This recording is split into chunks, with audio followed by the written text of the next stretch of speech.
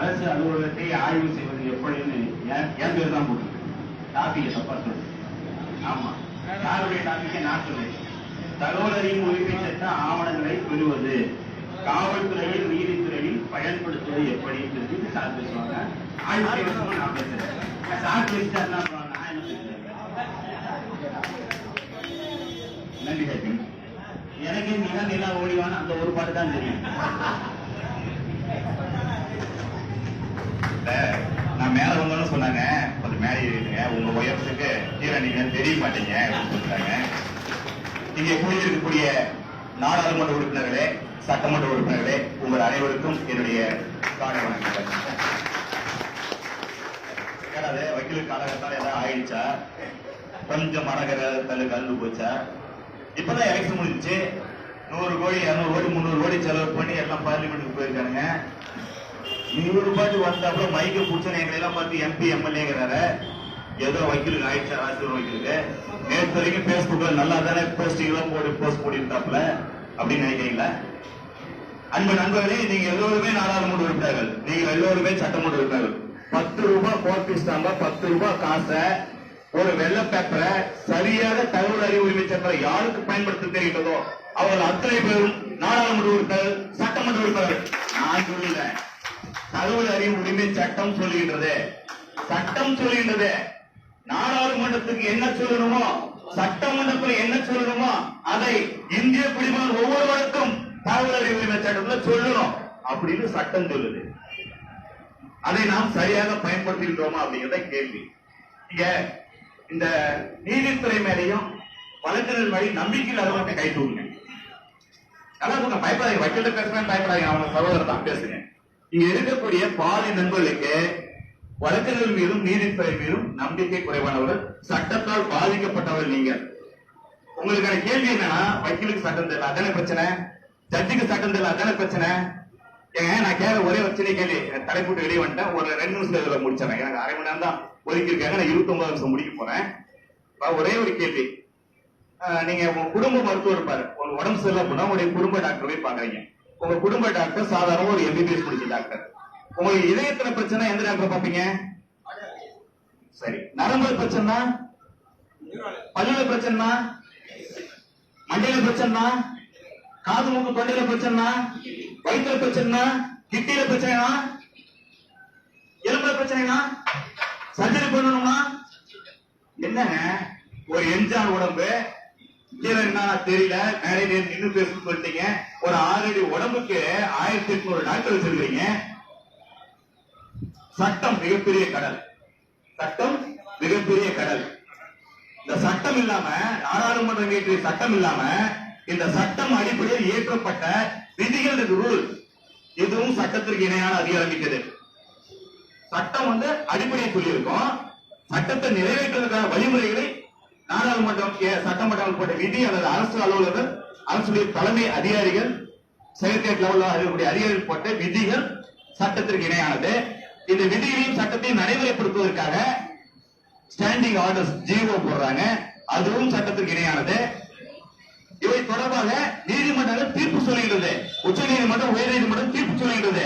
இந்த தீர்ப்புகளும் சட்டத்திற்கு இணையானது.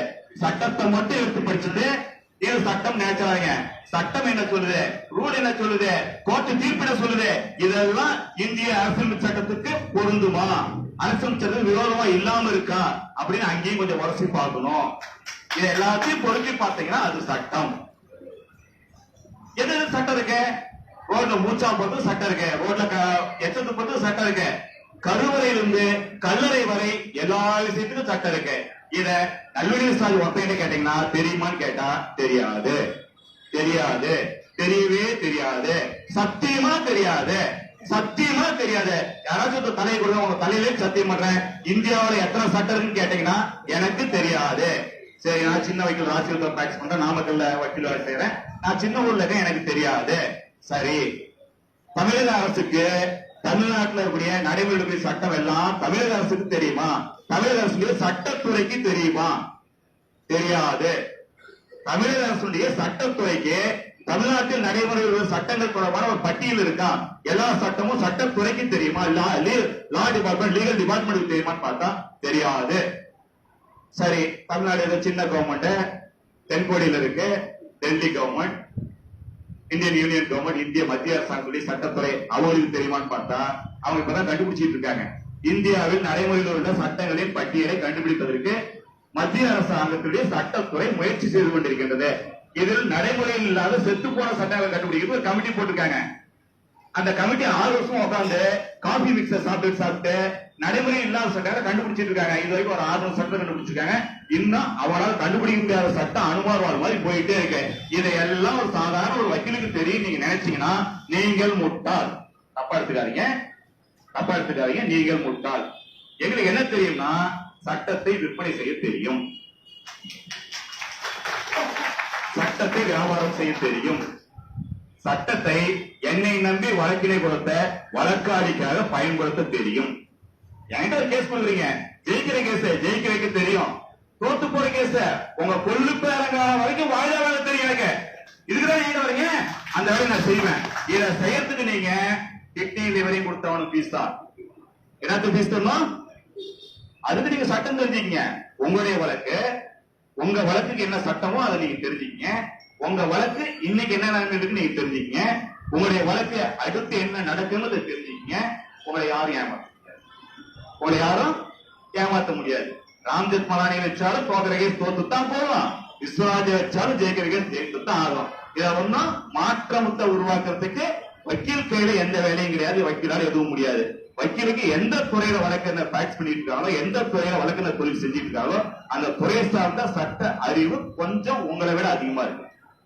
கொஞ்சம் அதிகமா இருக்கு. மன்னிக்கணும், வேற விஷயத்துக்கு போயிட்டேன். அந்த தகவல் அறிவு உரிமை சட்டம் நீங்க எல்லாம் எம்பி எம்எல்ஏ சொல்லியாச்சு.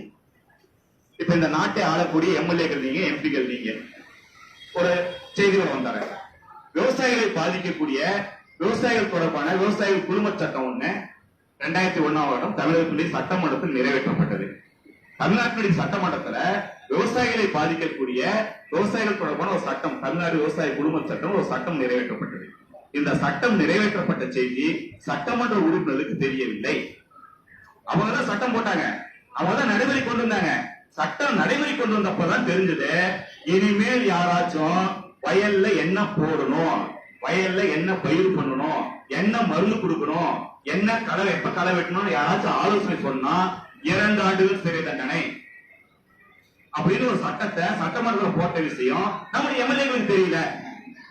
அந்த அடிப்படையில் தான் இப்ப நாம எம்எல்ஏ சொல்லிட்டோம், நமக்கும் ஆர்டிஐ சட்டம் குறைவாக தெரிந்திருக்கின்றது. தகவல் உரிமை சட்டம் என்ன கேட்க முடியாதுன்னு பாத்தீங்கன்னா, முடியாத விஷயம் உண்மையில சொந்த விஷயம் கேட்க முடியாது. இப்ப நம்முடைய குணாவத்தை பேசிட்டப்ப சொன்னேன், சேலம் மாவட்ட ஆட்சித்தலைவர் அலுவலகத்துக்கு போயிருந்தோம். மாவட்ட ஆட்சித்தலைவருடைய கழிவறை ரொம்ப அருமையா 5 ஸ்டார் ஹோட்டல் ரூம் மாதிரி படுத்து தூங்குற அளவுக்கு நீட்டா இருக்கு.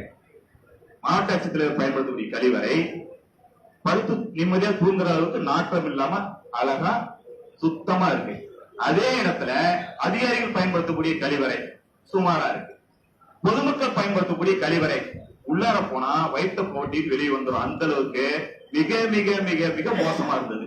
அதே நிலைமை நாமக்கல் மாவட்ட ஆட்சித்தலைவர் அலுவலகத்துல சின்னதா ஒரு மனு கொடுத்தோம். தகவல் அறிவு சட்டத்துல மாவட்ட ஆட்சித்தலைவருடைய கழிவறையை சுத்தம் செய்வதையும், அதிகாரிகளுடைய கழிவறையை சுத்தம் செய்வதையும், பொதுமக்களுடைய கழிவறை சுத்தம் செய்வதையும் நேரில் ஆய்வு செய்து குறிப்புகள் எடுப்பதற்கும் என்னுடைய உதவியாளர் துணையோடு அந்த பணியை பார்வையிடுவதற்கு ஆய்வு செய்வதற்கு அனுமதி கேட்டு ஒரு கடிதம் கொடுத்தோம்.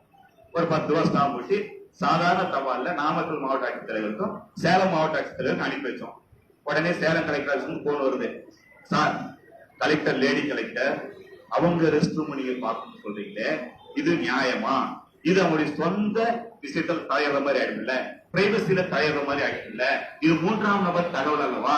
ஒரு பெண்ணுடைய கழிவறையை நீங்கள் எட்டி பார்க்கலாமா, உங்களுக்கு உரிமை இருக்கின்றதா அப்படிங்கிற கேள்வியை கேட்டாங்க. நான் ரொம்ப அருமையா சொன்னேன், எளிமையா சொன்ன தப்பா எடுத்த சகோதரிகள், கழிவறையை அவர் பயன்படுத்துவதை நான் பார்த்தால் 3ஆம் நபர் தகவல், அவருடைய சொந்த விஷயத்தில் நான் மூக்கை நோய்க்கு சமம், அது தவறு, எனக்கு உரிமை இல்லை. ஆனால் கழிவறையை சுத்தம் செய்வது என்பது அரசாங்கத்துடைய வேலை, அரசுடைய பணி, பொது வேலை. இந்த வேலையை பார்வையிடுவதற்கு இந்திய குடிமகன் யாருக்கு வேண்டுமானாலும் உரிமை இருக்கின்றது. ஒரு இந்திய குடிமகனாக என்னுடைய உரிமையை பயன்படுத்தக்கூடிய உரிமையை உரிமை எனக்கு இருக்கின்றது. காட்ட வேண்டிய கடமை மாவட்ட ஆட்சி தலைவருடைய பொது தகவல் அதிகாரிக்கு இருக்கின்றது. இவ்வளவுதான் வித்தியாசம். அந்த அம்மாவுடைய பர்சனல் விஷயத்தை கேட்கறதுக்கு எனக்கு அதிகாரம் இல்லை. அந்த அம்மாவுடைய பர்சனல் டாய்லெட்டை சுத்தம் பண்றத பார்க்கறதுக்கு எனக்கு உரிமை இருக்கின்றது. எனக்கு என்பது இந்திய குடிமகன் யாருக்கு வேண்டுமானாலும் இருக்கின்றது. இந்த தகவல் அறிவு சட்டத்தை யார் பயன்படுத்த முடியும் பாத்தீங்கன்னா, இந்தியாவில் இருக்கக்கூடிய இந்திய குடிமகன் யார் வேணாலும் பயன்படுத்தலாம். இந்திய குடிமகன் அல்லாத வேற யாரும் பயன்படுத்த முடியாது. நாம யாராச்சும் இந்திய குடிமகன் அல்லாதவர்கள் இருக்கமா? வேற யாராச்சும் இலங்கை குடியுரிமை, அமெரிக்க குடியுரிமை, கிரீன் கார்டு, ரெட் கார்டு யாராச்சும் இருக்குமா? இல்லை. நாம எல்லாருமே இந்த சட்டத்தை பயன்படுத்தலாம். இந்த சட்டத்தை எப்படி பயன்படுத்துறது? ரொம்ப எளிமையான விஷயம். ஒரே ஒரு வெள்ளை பேப்பர், உங்களுக்கு என்ன படிவத்தில் எழுதணும்னு ஆசைப்படுறீங்களோ அப்படி எழுதுங்க. உங்களுக்கு என்ன மொழி தெரியும்? தமிழ் தெரியும், ஆங்கிலம் தெரியும், ஹிந்தி தெரியும். இது மூணுல எழுதவனா எழுதுங்க. தமிழ்நாட்டை பொறுத்த தமிழ்ல எழுதலாம், ஆங்கிலத்தில் எழுதலாம். உங்களுக்கு தெரிஞ்ச மொழியில எழுதுங்க. எப்படி எழுதணும்? அனுப்புதல் பெறுதல் போடுங்க. எனக்கு இந்த தகவல் வேணும், எனக்கு இந்த விஷயம் வேணும், எளிமையா சொல்லுங்க. ஒரு 10 ரூபாய்க்கு ஸ்டாம்ப் போட்டு, தமிழக அரசு விஷயமாக இருந்தால், மாநில அரசு விஷயமாக இருந்தால் நீதிமன்ற கட்டணம் ஒட்டுவில்லை, கோர்ட் ஃபீஸ் 10 ரூபாய் ஸ்டாம்ப் போட்டுங்க. மற்ற விஷயங்களா இருந்தா போஸ்டல் ஆர்டர், டிடி இந்த மாதிரி எடுத்து வைங்க. ஒரு பதிவஞ்சல் அனுப்பி வைங்க. அவ்வளவுதான். நேர்ல மட்டும் போயிடாதீங்க. தகவல் உரிமை சட்டத்தில் நேர்ல போய் மனு கொடுத்தீங்கன்னா உங்களைய மிகப்பெரிய எதிரியாக பார்ப்பார்கள். கொலைவெறியோட அங்க போய் ஆபீசர் பார்ப்பான். உங்களை வந்து பெருசா ஒரு சிங்கப்புலியை கரையை பார்க்கற மாதிரி உங்களை பார்த்துருவாங்க. உங்களை கட்டிச்சு கொதற முயற்சி பண்ணிடுவாங்க. முதல் கட்டமா இப்ப நீங்க தான் போய் பார்வையில்லை அப்படிங்கிற கேள்வி உங்களுக்கு வந்துடும். இப்ப செல்வம் பழனிசாமி போறாருன்னா நிறைய பாதிக்கப்பட்டிருப்பாரு. அவருடைய பாதிப்புகளை கேட்டீங்கன்னா ஒரு வால்யூம் புத்தகம் எழுதிடலாம். என் மீது 100 வழக்கு தாண்டிடுச்சு, என் மேல ஒரு 100 எஃப்ஐஆர் தாண்டிடுச்சு. என்னென்ன கேஸ் தான் போட முடியும் போட்டு பார்த்துட்டாங்க. கேஸ் போடுறியா போட்டுக்க, ஜாமீன் எடுக்க மாட்டேன், முன்ஜாமீன் எடுக்க மாட்டேன், கோர்ட்ல இருந்து சமன் நடப்படியா ஆஜராகிறேன், கேஸ் நடத்துறேன், தீர்ப்பு சொல்லு, உண்மையை சொல்லு, நடந்தது சொல்லு, ஜட்ஜி தீர்ப்பு சொல்லணும் அப்படின்ட்டு வழக்க சாதாரணமா எடுத்துக்கிறோம். அதனால என்ன கேஸ் போட்டாலும் விசாரணை சாதாரணமா எடுக்கணும். அது மாதிரி கேஸ் போட்டு ஒண்ணும் பண்ண முடியாது. ஜெயிலுக்கு பயப்பட மாட்டான், நிம்மதியா போய் தூங்கிட்டு இருப்பான். அங்கேயே உட்காந்து 10 ஆட்சி கேட்பான். சாப்பாட்டுல ஏன்டா மண் இருந்துச்சுன்னு கேட்பான். சாப்பாடு ஏன் அச்சடிச்சது சின்னதா போயிடுச்சு கேட்பான். இங்க வந்த அதிகாரி யூனிஃபார்ம்ல பேட்ஜ் இல்லாம ஏன் வந்தான்னு கேட்பான். அங்க உட்காந்து ஆட்சியில 10 கேள்வி கேட்பான். இவனை ஜெயிலுக்கு அனுப்பினாலும் அங்கேயும் வச்சு சமாளிக்க முடியாது. கம்முன்னு வெளியே விட்டுடு, எதை கேட்டு பேஸ்புக்ல 2 ஸ்டேட்டஸ் போட்டு கம்முனு போயிடும் விட்டுன்னு தண்ணி தெளிச்சு விட்டுட்டாங்க. அதனால எங்களுக்கு பாதிப்பு கிடையாது. புதிதாக மனு கொடுப்பவர்கள் தயவு செய்து பதிவஞ்சல் அனுப்புங்க. ஒப்புயேற்றக்கூடிய பதிவஞ்சல் அனுப்புங்க. நாங்க சாதா தபால் அனுப்புவோம். அவன் கிடைக்கலன்னு சொல்லணும்னு நாங்க ஆசைப்படுறோம். ஏன் கிடைக்கலன்னு சொல்ல ஆசைப்படுறோம்னா, ஒரு தபால் கிடைக்கலன்னு சொல்லிட்டாங்கன்னா தினமும் ஒரு லவ் லெட்டர் அவனுக்கு அனுப்புவோம். எந்த அதிகாரி கிடைக்கலன்னு சொல்லிட்டானோ அந்த அதிகாரி எங்களுக்கு காதலி, அவருக்கு தினமும் ஒரு கடிதம் போயிட்டே இருக்க தகவல் சட்டத்துல அவரு கதற வரைக்கும் தகவல் சட்டம் முழுசா சொல்லி கொடுக்கற வரைக்கும் விட்டுற மாட்டோம். நமக்கு பொழுது போகணும், அவங்களுக்கு பொழப்ப எடுத்துருவோம். மாமூல் வாழ்க்கைய புரியலீங்களா? மாமூல் வாழ்க்கைய என்ன வாழ்க்கைய புரியுதுங்களா? மாமூல் வாழ்க்கை அம்மா சரியா சொல்லிட்டாங்க. மாமூல் வாழ்க்கைக்கு எடுத்துருவோம். தகவல் சட்டத்துல ஆய்வு சேர்ந்து ஒரு நாள் உட்காந்துருவோம். அவங்களுடைய பாத்ரூம்ல இருந்து அவங்க எஸ்ஆர் புக் வரைக்கும் ஆய்வு செஞ்சுருவோம். இது இந்திய குடிமகன் எல்லாத்துக்குமே உரிமை இருக்கு. யார் வேண்டுமானாலும் செய்யலாம். நமக்கு என்ன ஆவணம் தேவைப்படுகின்றது, அந்த ஆவணம் எந்த ஆபீஸ்ல இருக்கு, அவ்வளவுதான் ஒரே ஒரு கேள்வி. இப்ப எனக்கு என்னுடைய நான் நாமக்கல் மாவட்டத்தில் இருக்கேன், சந்திரசேகரம் கிராமத்தில் இருக்கிறேன். என்னுடைய வீட்டினுடைய பட்டா நகல் தேவை, என்னுடைய வீட்டினுடைய 40 வீடு நகல் தேவை அப்படிங்கிறது இதை எங்க இருக்கும் அப்படிங்கிறது கொஞ்சம் யோசிக்கணும். இந்த ஆவணங்கள் எங்க இருக்கும்? அந்த ஊர் முனிசிபல் ஆபீஸ்ல இருக்கும், அந்த ஊர் தாலுகா ஆபீஸ்ல இருக்கும். அவ்வளவுதான். ஒரு வெள்ளை பேப்பர் எடுக்கிறேன், அனுப்புதலுக்கு பெயரை போடுறேன், பெறுதல். இந்த அலுவலகம் இந்த ஆவணம் எங்க இருக்கு? தாலுகா ஆபீஸ்ல இருக்கு. பொது தகவல் அலுவலர் வட்டாட்சியர் அலுவலர் ராசிபுரம். ஐயா இந்த மாதிரி சந்திரசேகர் நல்வினி சார் ஒரு குடியிருக்காரு. அவரு ஒரு சொந்தமா வீடு இருக்கு. அந்த வீட்டினுடைய 40 வீட்டு நகல் தேவை, பட்டா நகல் தேவை. இதுக்கு 10 ரூபாய் காசு கட்டி இருக்கிறேன், தபால் ஸ்டாம்ப் போட்டி இருக்கிறேன், எனக்கு அனுப்பி வைங்க. அவ்வளவுதான். இந்த கடிதத்தை தபால் அனுப்பிட்டா 30 நாளுக்குள்ளார இதுக்கு பதில் வரணும். இது நல்வினை சார்பி சொந்த விஷயங்கிறதுனால எனக்கு ஒரு நோட்டீஸ் கொடுப்பாங்க, நான் பதில் கொடுப்பேன். அதுக்கு எத்தனை நாள் இருக்கலாங்க அகில் சொல்லு யாராச்சா? 5 நாள் இருக்கலாம். 35வது நாள் இந்த பதில் எனக்கு வந்து சேரணும். அதுக்கு முன்னாடி நல்வினை சார்பி இந்த மாதிரி ஒரு ஆர்டிஐ தபால் அனுப்பியிருக்காரு, இந்த தபால் கிடைச்சதுன்னு ஒரு ஒப்புகை சீட்டை அந்த அதிகாரி உடனடியாக அனுப்பி வைக்க வேண்டும். இது வரைக்கும் ஒப்புகை சீட்டு வாங்கினவங்க யாருமே கிடையாது. ஒருத்தர் 2, எனக்கு ஈரோடு மாவட்டத்தில் 3 4 அவ்வளவுதான். இது வரைக்கும் நான் ஒரு வருஷம் ஒரு 1000 பெர்சன்ட் இருப்பேன். ஈரோட்ல இருந்து ஒரே ஒரு எஸ்பிஆர் ஒப்புகை சீட்டு வந்தது. நாகர்கோவிலிருந்து ஒரு ஒப்புகை சீட்டு வந்துருச்சு, அவ்வளவுதான். மற்றபடி ஒப்புகை சீட்டு கிடைக்கிறதே இல்லை மனிதன். அடுத்து 35வது நாள் உங்களுக்கு தகவல் கிடைக்கும். கிடைக்கல அப்படின்னு என்ன செய்யணும் அப்படின்னா, அவன் தகவல் தரான் தரல, அதை பத்தி கவலையே படாதீங்க. 36வது நாள் நீங்க மேல்முறையீட்டை செஞ்சிருங்க. மேல்முறையீட்டு அதிகாரி அந்த தகவலை வாங்கினது 30 நாளுக்குள்ளார உங்களுக்கு தகவலை பெற்றுக் கொடுக்க வேண்டும். கொடுக்கலையா யோசிக்காதீங்க. அதற்கு அடுத்த 31வது நாள் அவர் உங்க மனுவை தள்ளுபடி செஞ்சார் நினைச்சீங்க, நீங்க தகவல் ஆணையத்துக்கு மேல்முறையீட்டுக்கு போயிருங்க. 90 நாள் உங்களுக்கு வாய்தா. இந்த காலக்கெடுவை மட்டும் மனசுல வச்சீங்க. மனு அனுப்புனீங்க, வாங்கிட்டாரு, வாங்கினது 30 நாள் வாய்தா. 31வது நாள் உங்களுக்கு தகவல் வரல, மனு தள்ளுபடி ஆச்சு நினைச்சீங்க. அதுக்கடுத்து 30 நாளுக்குள்ள நீங்க மேல்முறையீடு செய்யணும். செய்யாம விட்டா உங்களுடைய தகவல் மனு செத்து போயிடுச்சு, உங்களுடைய மனு காலாவதி ஆயிடுச்சு, உங்களுடைய மனு காலக்கெடு கடந்து போயிடுச்சு. அந்த மனுவை மறுபடியும் நீங்க உயிர் கொடுக்க முடியாது. அதனால 31வது நாள் நீங்க மேல்முறையீட்டுக்கு 30 நாளுக்குள்ளார அவர் தகவல் தரணும். அதற்கடுத்து 30 நாளுக்குள்ளார நீங்க மேல்முறையீடு செஞ்சிடணும். அதற்கடுத்து மேல்முறையீட்டு அலுவலர் அந்த 30 நாளுக்குள்ளார உங்களுக்கு பதில் சொல்லணும். சொல்லலையா 90 நாளுக்குள்ளார நீங்க தகவல் ஆணையத்துக்கு மேல்முறையீடு போயிடணும். இந்த காலக்கெடுவு மட்டும் கரெக்டா குறிச்சு வச்சுக்கிட்டு நீங்க மனு அனுப்புனீங்கன்னா நீங்களும் தகவல் சட்டத்தை சாதிக்க முடியும். இன்னைக்கு தகவல் ஆணையத்தினுடைய நிலைமை எப்படி இருக்குன்னு பாத்தீங்கன்னா, எந்த தகவலையுமே நமக்கு வாங்கி கொடுத்துட கூடாது.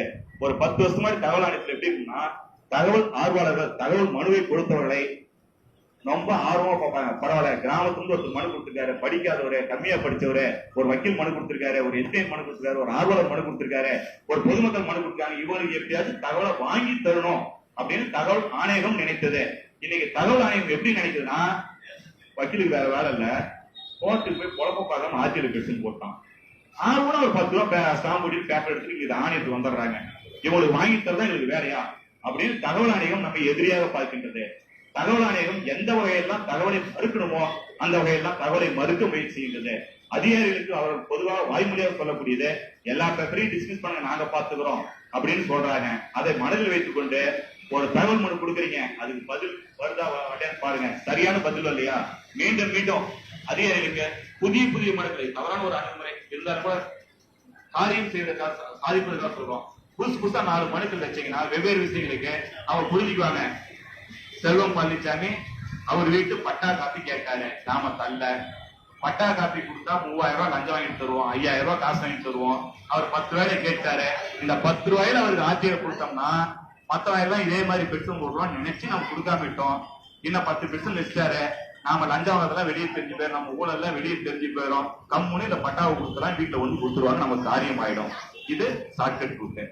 இந்த விவரங்களை எப்படி காவல்துறையிட்ட பயன்படுத்துறது? போலீஸ்னாவே நமக்கு இயற்கையாவே ஒரு சின்ன அடி மனசுல ஒரு பயம் இருக்கு. நான் முடிச்ச பிறகு இங்கதான் இருக்க போறேன், கேள்வி கேட்கிறாரு, நான் முடிச்ச பிறகு இங்கதான் இருக்க போறேன், இந்த நிகழ்ச்சி முடிஞ்சு 2 மணி நேரம் இங்கதான் இருக்க போறேன், உங்களுடைய சந்தேகம் கேட்டுங்க. இப்ப நான் பேசும் தொடர்பான சந்தேகம் பேசி முடிச்சோன்னு கேளுங்க. கொஞ்சம் குறிப்பாக நேரம் 30 நிமிஷம் தான் கொடுத்துருக்காங்க, எனக்கு 30 நிமிஷம் பத்தாது. நான் 3 மணி நேரம் பேசணும், 30 நிமிஷம் கொடுத்துருக்காங்க, விரைவா முடிக்கணும். அந்த மனுவில் ஒரு மிகப்பெரிய சட்டப்பிரிவு இருந்தால் இந்திய தண்டனை சட்டத்தில், அது வேறு தண்டனை சட்டத்தில் குற்ற செயல் இருக்கக்கூடிய குற்றம் ஏதாவது ஒரு சட்டப்பிரிவு வந்துச்சுன்னா பொருந்துச்சுன்னா உடனடியாக முதல் தகவல் அறிக்கை பதிவு செய்ய வேண்டும். அப்படி ஏதோ செக்ஷன் மேட் அவுட் ஆகல அப்படின்னா உடனடியா சிஎஸ்ஆர் போட்டு கொடுக்கணும், ரசீது போட்டு கொடுக்கணும், கொடுத்துட்டு தான் அடுத்த நடவடிக்கை எடுக்கணும். ஆனால் தமிழ்நாட்டு காவல்துறை கிடையாது, இந்திய காவல்துறை முழுசுமே இதை பயன்படுத்ததே கிடையாது. இந்த சட்டத்துக்கு அவங்க கட்டுப்பட்டதே கிடையாது. அது காரணங்கள் பின்னாடி சொல்றேன். என்ன செய்யலாம், மனு கொடுத்தீங்க, அவங்க வாங்கிட்டாங்க, ரசீது தரல, எஃப்ஐஆர் கொடுத்தல, ஒன்னும் கவலையப்படாதீங்க. வெளியில வந்த உடனே பதிவஞ்சல்ல உங்களுடைய மனுவை மீண்டும் ஒரு முறை அனுப்புங்க. அவங்களுடைய முடிவுக்காக காத்திருக்காதீங்க.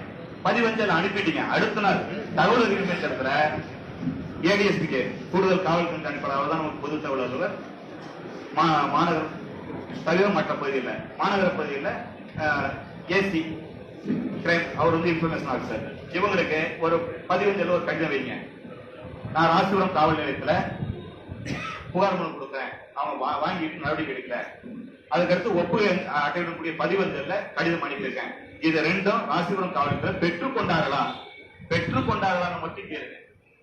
கேட்டு ஒரு ஆட்சிவிங்க. ஒரு வாரம் கழிச்சு நான் கொடுத்த மனு தொடர்பாக காவல் நிலையத்தில் எடுக்கப்பட்ட நடவடிக்கை தொடர்பான முழு கோப்பு நகல் தேவை, எப்ப கேட்டீங்கன்னாலும் என்டையர் ஃபைல் காப்பி கேளுங்க. எந்த அதிகாரத்தை கேட்டாலும் குத்துமதிப்பா முழு கோப்பு நகையும் கேட்டீங்கன்னா அவங்க குடிமை உங்க கையில மாட்ட வாய்ப்பு இருக்கு. பொதுவான விஷயம் நுணுக்கமா இல்லை, பொதுவா சொல்றேன். கேட்டீங்க அப்படின்னா இப்ப காவல்துறை பொறுத்தவரைக்கும் என்ன செய்வாங்கன்னா, முதல்ல மனு வாங்கிட்டாங்க, வாங்கின உடனே என்ன செஞ்சுப்பாங்கன்னா சிஎஸ்ஆர் போட்டிருக்க மாட்டாங்க, எஃப்ஐஆர் போட்டிருக்க மாட்டாங்க, வாங்கி மூட்டை கட்டி வச்சிருப்பாங்க. என்னங்க ஜிடிஎன்டியா அப்படின்னா என்னங்க? General diary. ஜெனரல் டைரி இருக்கு. காலையில் இருந்தேன், பாஸ்போர்ட் வாங்கினேன், விசா வாங்கினேன், போனேன் வந்தேன், அதான் இருக்குமே தவிர நீங்கள் கொடுத்த மனு விவரம் அங்கே இருக்காது. நீங்க கொடுத்த உங்களுடைய வழக்கு கோப்புல சிடி ஃபைல்ல அதெல்லாம் எழுதி வச்சிருக்கணும்.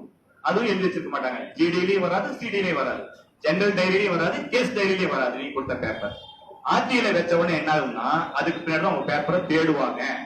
ஏடைய அந்த பேப்பர் வாங்கினது யாரு, எஸ்ஐ வாங்கினது யாரு, எஸ்எஸ்ஐ யார் வாங்கினீங்க, அவன் சனியும் பிடிச்சவன் ஆர்டிஐல கேட்டாங்க, அந்த பேப்பர் தூக்குவாங்க, தூக்குவாங்க. அதுக்கு பிறகுதான் உங்களுடைய மனு மீது கவனம் போகும். உங்கள் மனு மீது கவனம் போகும். எந்த மாதிரி மனு கொடுத்தா ரசீது தரணும் அப்படின்னு ஒரு கேள்வி இருக்கு. எந்த மனு கொடுத்தாலும் முதல்ல ரசீது தரும். காவல் நிலையத்துல எந்த மனு கொடுத்தாலும் சரி, எக்ஸாம்பிள் இந்த எடுத்துக்காட்டு வந்து கோச்சிக்காதீங்க. இப்ப நம்ம கரூர் டவுன்ல இருக்கிறோம். கரூர் டவுனுடைய காவல் ஆய்வாளரை நாளை காலையில 10 மணிக்கு துப்பாக்கியால சுட போறேன் நானு, எனக்கு அனுமதி பாதுகாப்பும் கொடுங்கன்னு போய் கரூர் இன்ஸ்பெக்டர் மனு கொடுத்தனா அவர் உடனே என்னையவே நாளை காலையில சுடுறியாரா அப்படின்னு கேட்டு என்கிட்ட பேசிக்கிறார். முதல்ல எனக்கு ஒரு ரசீது கொடுத்துடணும். என்ன சொல்லணும்? என்னுடைய மனுவுக்கு ஒரு ரசீது கொடுத்துடணும். நாளை காலை கரூர் காவல் ஆய்வாளரை துப்பாக்கியால் சுடுவதற்கு எனக்கு பாதுகாப்பு கொடுக்கணும் ஒரு மனு கொடுத்தா கரூர் காவல் ஆய்வாளர் அந்த மனுவுக்கு முதல்ல ஒரு ரசீது கொடுத்துடணும். கொடுத்துட்டு அடுத்து என்ன செய்யணும்னா என்னைய பின்னாடி சொல்ல உட்கார வச்சிடணும், ரிமாண்ட் பண்ணிடணும். சட்ட நடவடிக்கை அடுத்து தான் எடுக்கணும். மனுவுக்கு முதல்ல ரசீது கொடுக்க வேண்டும். எடுத்துக்காட்டு புரியுதுக்கா சொன்னேன், புரியுதுக்கா, எளிமையா புரியுதுக்கா, தவறா எடுத்துக்காதீங்க. இந்த மாதிரி ரசீது கொடுக்கக்கூடிய நடைமுறை காவல் நிலையத்தில் இருக்கின்றான்னு பார்த்தா இல்லை. சரி, அடுத்து என்ன செய்யலாம்? நண்பர்களுக்கு தெரியும், பிரைவேட் கம்பெனி எப்படி ஃபைல் பண்ணணும் தெரியும், கோர்ட்டுக்கு எப்படி போகணும் தெரியும், எளிமையா போக தெரியும். அடுத்த நடவடிக்கை போயிடணும். சரி, நீதிமன்றத்துல நாம் பெற்ற வெளியில நாம் பெற்ற தகவல்களை நீதிமன்றத்துல பயன்படுத்த முடியுமா? ஒரு வருவாய்த்துறையில தகவல் பெற்றுறோம், மற்ற அதிக அரசு தகவல் வாங்கியிருக்கோம், அவங்க நம்ம அந்த பேப்பர் தான் கொடுத்துருக்காங்க, அதுல ஒரு சீல் வச்சு தராங்க. இந்த ஆவணம் தகவல் அறிவு உரிமை சட்டத்தின் கீழ் வழங்கப்பட்டது, வேறு எதற்கும் பொருந்தாது, இது சான்றிட்ட நகல் கிடையாது அப்படின்னு ஒரு சீல் வச்சு தராங்க. பெரும்பான்மை அதிகாரிகள் இப்ப இந்த நடைமுறை பின்பற்றாங்க. தகவல் உரிமை சட்டத்தின் கீழ் வழங்கப்படுகின்றது, இது சான்றிட்ட ஆவணம் அல்ல அப்படின்னு சொல்லி ஒரு நம்மளே காது குத்த முயற்சி பண்றாங்க. தகவல் அறிவு உரிமை சட்டத்துல வாங்கிய ஆவணங்கள் அனைத்தும் சான்றிட்ட ஆவணங்கள் தான். தகவல் அறிவு சட்டம் தெளிவா சொல்லுது. தகவல் அறிவு சட்டத்துல ஒரு அதிகாரி ஒரு பேப்பரை தரலாம், கீழே கையெழுத்து போட்டு சீல் வச்சிருக்கானா அது சர்டிபிகேட் காப்பி தான், சான்றிட்ட ஆவணம் தான். ரெஜிஸ்டர் சொல்லி பத்திரம் பதிவு செய்த அலுவலகத்துல போய் உங்களுடைய திரைய பத்திரத்தை நீங்க நகல் பெற்றீங்கன்னா அந்த நகலை எங்கெல்லாம் பயன்படுத்த முடியுமோ அதே மாதிரி தகவல் அறிவு சட்டத்தில் வாங்கின பேப்பரையும் நீங்க நீதிமன்றத்தில் பயன்படுத்தலாம், காவல்துறை விசாரணையில் பயன்படுத்தலாம். நீதிமன்ற விசாரணையில் உங்களுடைய வழக்கிற்கு மற்றவருடைய வழக்கிற்கு பயன்படுத்துவதற்கு எந்த தடையுமே கிடையாது. எல்லா இடங்களிலுமே உங்களுடைய தகவல் சட்டத்தில் வாங்கின ஆவணங்களை தாராளமாக பயன்படுத்தலாம், எந்த தடையும் கிடையாது. அது ஒரு சீல் இருக்கு, அதாவது குழப்பம் உருவாக்குமா? சீல் என்ன வேணாலும் வைக்கலாம்.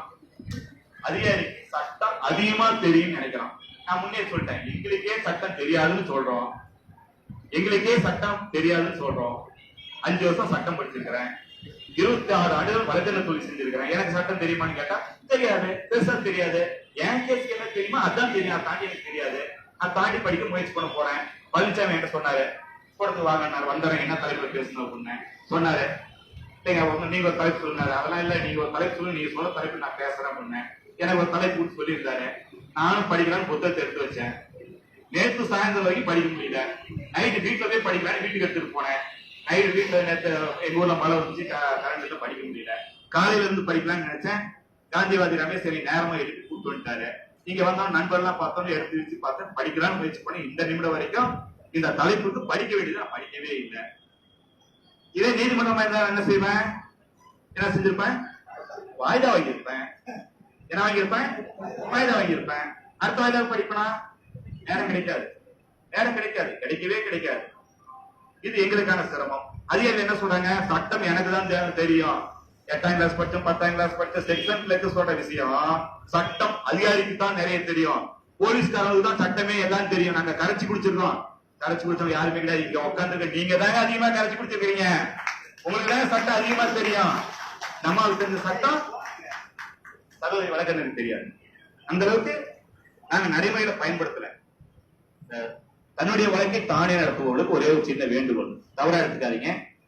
உங்களுடைய வழக்கை பொறுத்தவரைக்கும் நீதிமன்றங்கள்ல பொதுவா தன்னுடைய வழக்கை தானே நடத்துற பார்க்கிங் பர்சனை கேஸ் நடத்துறவங்க நீதிமன்றங்கள் எப்படி பாக்குறாங்க, நீதிபதிகள் எப்படி பாக்குறாங்க, வழக்கறிஞர்கள் எப்படி பாக்குறாங்க, அங்க இருக்கக்கூடிய நீதிமன்ற ஊழியர்கள் எப்படி பாக்குறாங்க, ஒரு நடைமுறை பிரச்சனை சொல்ற தவறா என்ன எடுத்துறாங்க, உங்களை எதிரியா பாக்குறாங்க, உங்களைய எதிரியா பாக்குறாங்க, பொழப்புக்கு எடுக்க வந்தவங்களா பாக்குறாங்க, நேரத்துக்கு எடுக்க வந்தவங்களா பாக்குறாங்க.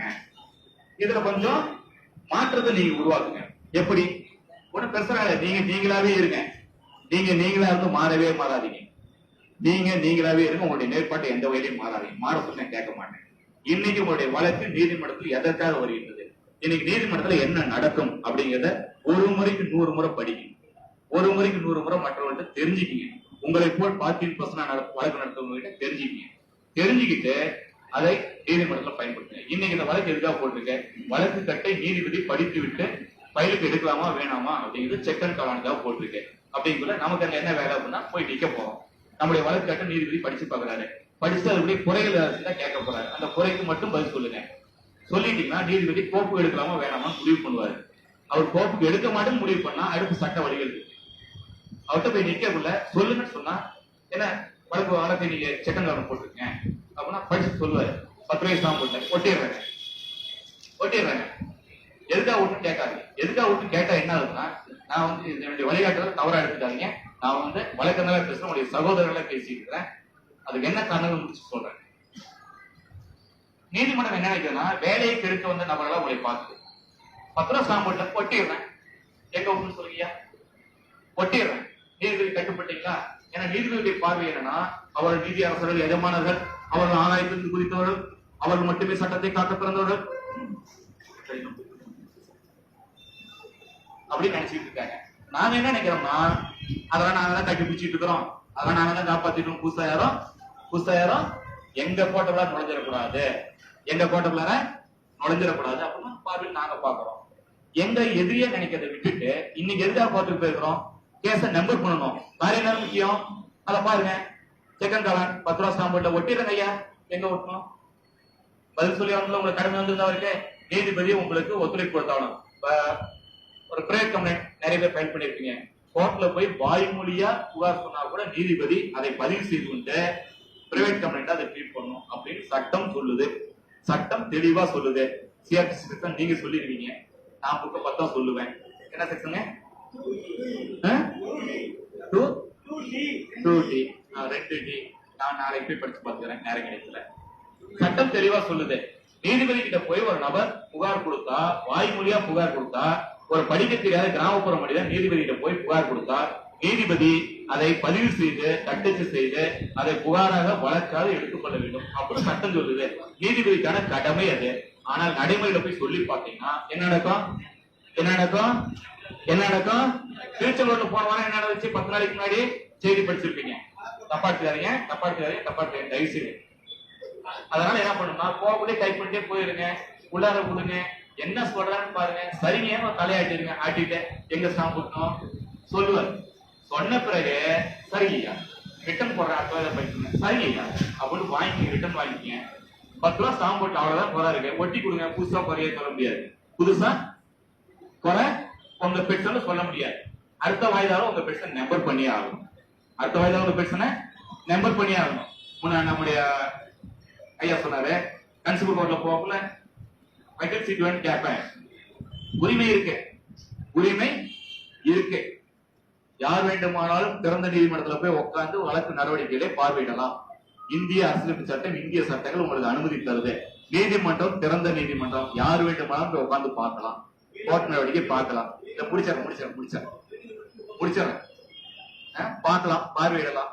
ஆனா சுப்ரீம் கோர்ட்ல போய் உட்கார்ந்து பார்க்கலாம், யார் வேண்டாலும் உட்கார்ந்து பார்க்கலாம். நல்ல ஏசியால் உட்கார்ந்து குழுன்னு உட்கார்ந்து பார்க்கலாம். ஹைகோர்ட்ல உட்கார்ந்து பார்க்கலாம்.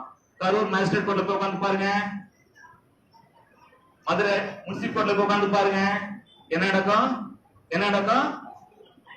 வேண்டாம் என் வாயால சொல்ல விடாதீங்க. அதனால தயவு செய்து சட்டத்தை நிறைய படிங்க, சட்டத்தை பொருத்தி பாருங்க.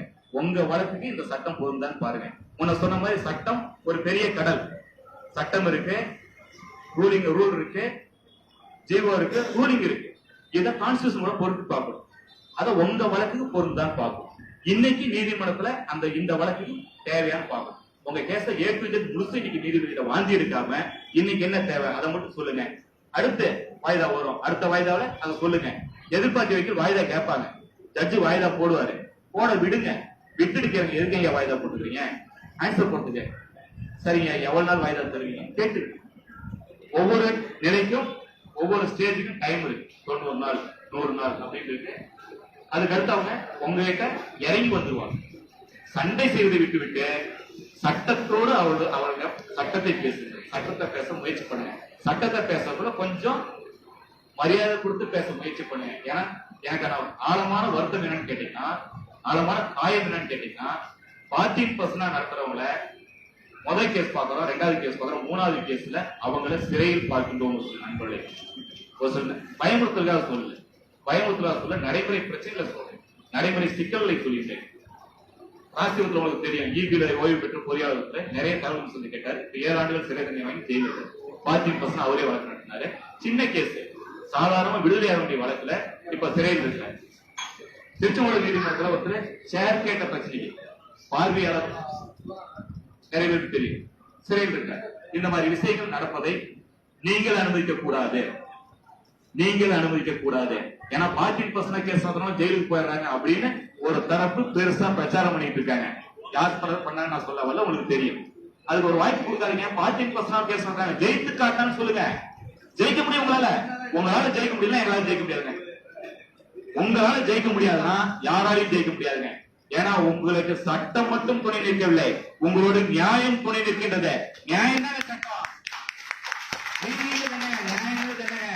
உங்க தரப்பு நியாயம் தானே நீதி, நீதி தானே சட்டம். நீதி ஜெயிக்கணும் இல்ல, நீதி ஜெயிக்கல கோர்ட் இருக்கு, நீதி ஜெயிக்கல சட்டம் இருக்கு. கர்மத்துக்கு உடம்பு போடலாம்.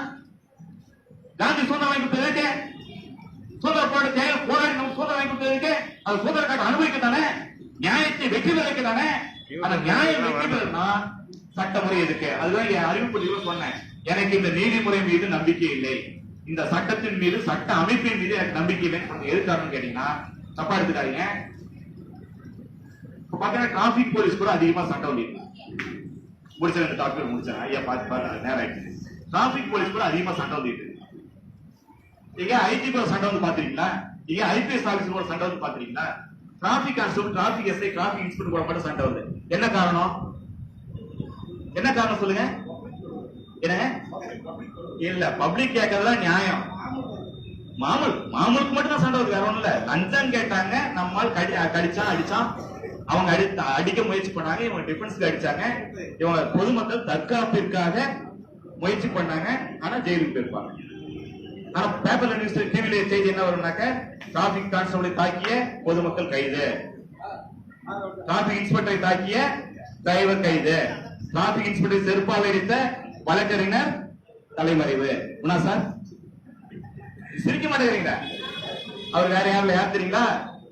அவர் யார் தெரியுங்களா? இப்ப சொன்ன டிராபிக் இன்ஸ்பெக்டர் செருப்பால் அடித்த வழக்கறிஞர் நான் தான். அந்த பாவி நான் தான். போன மாசம் விடுதலை ஆயிடுச்சு. நான் போய் இன்ஸ்பெக்டர் செருப்பு அடிச்சேன். ஒரு 50 60 பெரியவர்கிட்ட ஒரு 100 ரூபாய் லஞ்சத்துக்கு கால் உழுத்துனப்ப டிராபிக் இன்ஸ்பெக்டர் நைட் 1 மணிக்கு தகவல் கிடைச்சா, அவர் யாருனாலும் எனக்கு தெரியாது, செய்தி கிடைச்சது போனேன். ஏன் கால் உழுவு சொன்ன, ஒரு 100 ரூபாய் லஞ்ச காசு பிச்சை காசு கால் உழுவு சொல்லுவியா அப்படின்னு. அவர் அப்படிதான் சொல்லுவேன், நீ என்ன பண்ணுவ அப்படின்னாரு. அப்படிதான் சொல்லுவேன், நீ என்ன பண்ணுவேன்னாரு. என்ன செய்யணும்? என்ன செய்யணும்? கழுத்துன கண்ணத்தை காட்டி ஒண்ணு வச்சேன், தலையை காட்டி ஒண்ணு வச்சேன், எஸ்பி போன் பண்ணேன், அடிச்சிட்டேங்க, இந்த மாதிரி பண்ணாரு, அடிச்சிட்டேன், எஃப்ஐஆர் போட ரிமாண்ட் பண்ணுங்க, என் செருப்பு இங்க வச்சிருக்கிறேன், என் செருப்பு கொஞ்சம் கோர்ட் அனுப்பி விட்டுன்னு சொன்னேன். என் மேல கேஸ் போட்டாங்க. என்ன தெரியுங்களா? வக்கீல் வந்தாரு. வக்கீல்னா என்ன நடக்கும் தெரியுமா?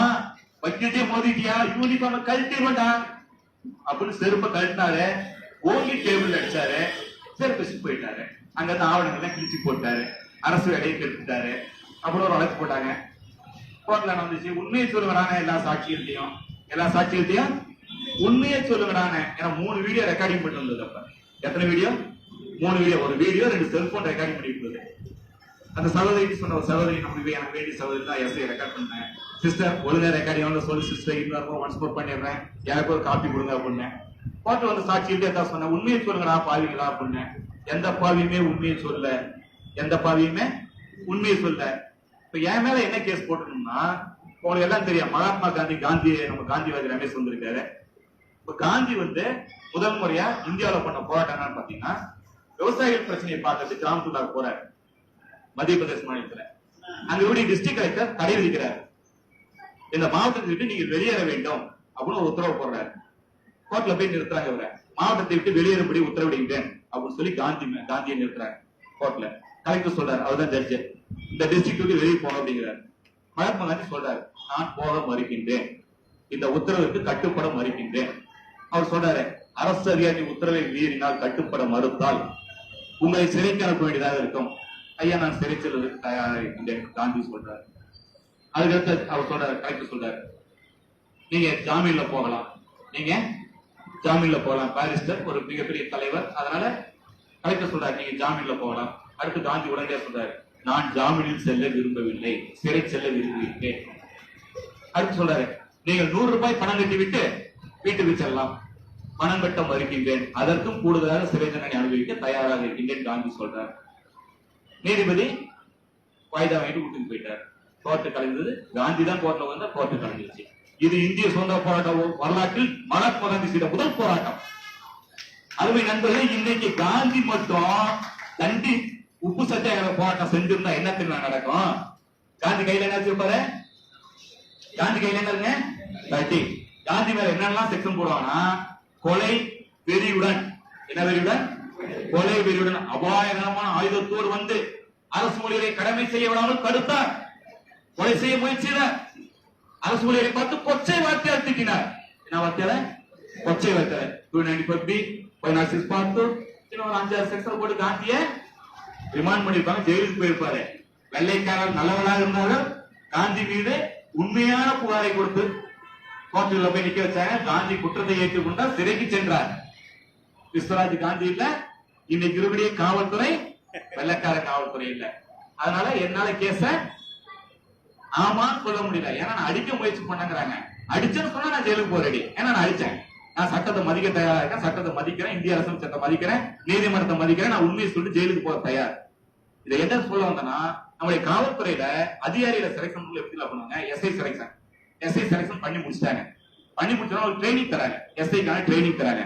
ட்ரைனிங் முடிஞ்ச உடனே நல்ல ட்ரைனிங் எடுத்து பாஸ் பண்ணவங்க எல்லாம் CID branch, Q branch, CBCID இந்த மாதிரி நல்ல அறிவு எங்க தேவைப்படுதோ அந்த டிபார்ட்மெண்ட்டுக்கு அனுப்பிடுவாங்க.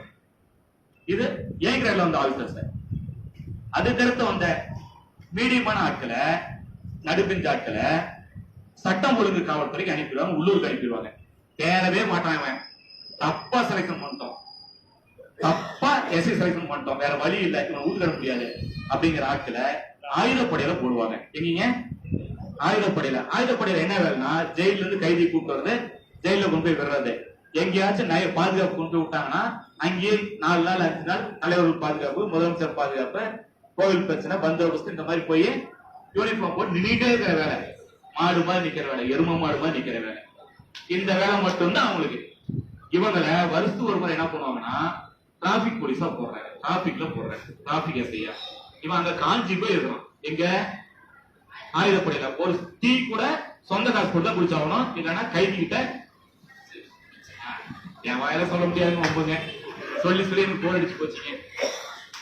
வந்துட்டான் ரோட்டுக்கு, வந்தவனே ஆசைப்படுறான். அந்த இன்ஸ்பெக்டர் 1 கோடி ரூபாய் போட்டு ஊர் கட்டிடுறான், இந்த டிஎஸ்பி 2 கோடி ரூபாய் போட்டு இடம் வாங்கிடுறான், அந்த அதிகாரி அப்படி வச்சிருக்கான், அந்த அதிகாரி 3 வீடு வச்சிருக்கான், இந்த அதிகாரி 5 வீடு வச்சிருக்கான். அவன் எல்லாரும் வந்தவன் 4 செட் பண்ணிட்டான். என்ன? அம்மா வேணாமா முடியுமா, நாம ஏதாவது சம்பாதிக்கணும்ல அப்படின்னு ரோட்ல நிக்கிறான். நம்ம அண்ணன் ரோட்ல வராரு, ஹெல்மெட் போடாம. குடிச்ச உடனே லைசன்ஸ் இருக்கா? நாம தான் பாக்கெட் வைக்க மாட்டோம். ஐயா வீட்டுல கொண்டு தரோம், நமக்கு சட்டம் தெரியுமில்ல. உடனே கேட்போம், சார் குடிக்கக்குள்ள நீங்க ஃபுல் யூனிஃபார்ம்ல இருக்கணும். ஏன் சார் யூனிஃபார்ம்ல இல்ல? அவரு மேல சட்டை போட்டுப்பாரு, கீழே லுங்கி கட்டி இருந்திருப்பாரு, அப்புறம் தூக்கி ஏச்சு வந்திருப்பாரு. லுங்கி கட்டிட்டீங்க சார், முழு யூனிஃபார்ம் சார், நேம் பேட்ச் இல்ல சார், அதெல்லாம் போட்டு வந்து குடிங்க சார். நம்மால் கேட்ட உடனே அவனுக்கு உருன்னு ஏறும். நான் அதிகாரி, எவ்வளவு பெரிய ஆபீசர் நானே, என்கிட்ட கேள்வி கேட்கறியா? அது சொல்ல, சரி வழக்கமா எல்லாம் தெரியும். இதுல ஏதாச்சும் நடந்ததுன்னா அந்த முட்டா போலீஸ் என்ன பண்ணும்னா, முட்டாத்தனமா சட்டத்தை மீறிக்குது. அதனாலதான் டிராபிக் போலீஸுக்கும் பொதுமக்களுக்கும் தொடர்ந்து சண்டை வருது.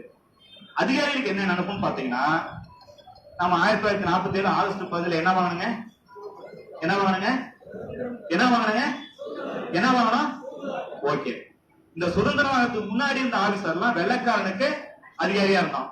அவனுக்கு போட்ட உத்தரவு என்னன்னா, இந்தியர்களை அடிமையாக நடத்த, இந்தியர்களை அடிமையா நிர்வாகம் பண்ண, நீ சொன்ன அவன் கேட்கணும், நீ சொன்ன உத்தரவுக்கு மக்கள் கட்டுப்படணும், பொதுமக்கள் அதிகாரிகள் போற உத்தரவுக்கு கட்டுப்படணும், அதிகாரி என்ன செய்யணும், மேலதிகாரி போற உத்தரவு கட்டுப்படணும், ஒபேதான் ஆர்டர். எல்லாத்துக்கும் தான் அதிகாரி சொல்லிட்டான் நான் செய்யறேன், நான் சொல்ல நீ கேளு, இதை தாண்டி எதுவுமே செய்யக்கூடாது பயிற்சி கொடுத்தாங்க. வெள்ளைக்கார அரசாங்கம் நம்முடைய அதிகாரிகளுக்கு என்ன பயிற்சி கொடுத்ததுன்னா, உனக்கு உத்தரவு போற அந்த உத்தரவு அப்படியே பொதுமக்கள் செயல்படுத்த, வேற எதுவும் கேள்வியே கேட்கக்கூடாது. அடின்னு சொன்னா அடிக்கணும், அடின்னு சொன்னா அடிக்கணும், கிளின்னு சொன்னா கிழிக்கணும், எடுத்துருவான்னு சொன்னா எடுத்துருவாங்க, கட்டிக்கோனா கட்டிக்கணும், வேற எதுவும் கேள்வி கேட்கக்கூடாது.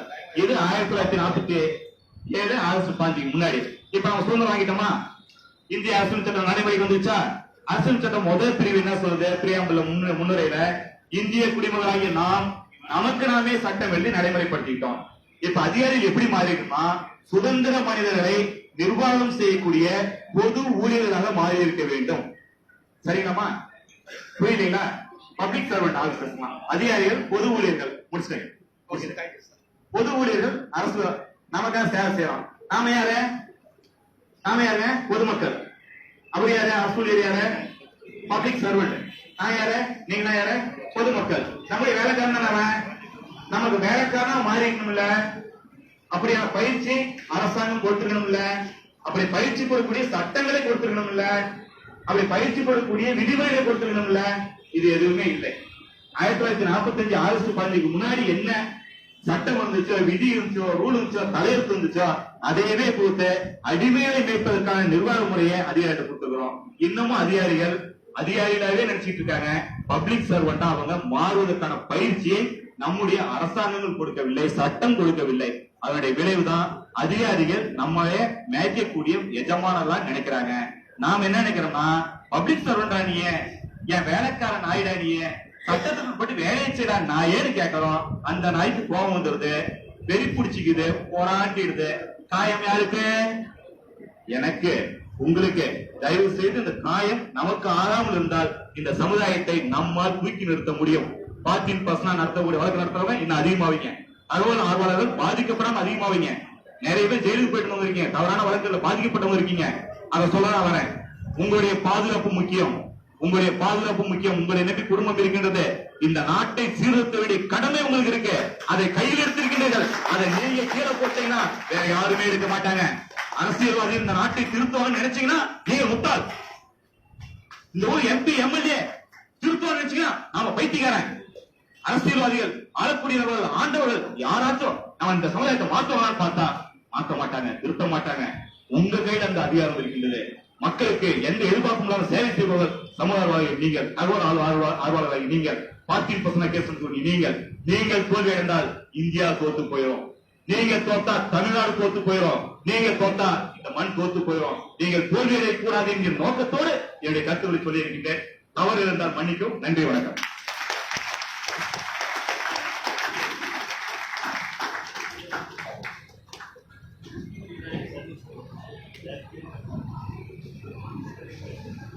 கூட்டத்துக்கு வருகை இருந்த அனைவரும்